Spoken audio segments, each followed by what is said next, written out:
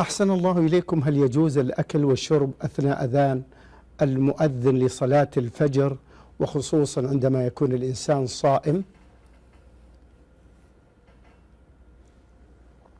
الأذان يختلف، إذا كان أذان الفجر قبل دخول الوقت فلا بأس بالأكل والشرب، أما إذا كان أذان المؤذن على طلوع الفجر فإنه لا يجوز الأكل والشرب إذا شرع في الأذان. قوله صلى الله عليه وسلم: إن بلالا يؤذن بليل فكلوا واشربوا حتى يؤذن ابن أم مكتوم.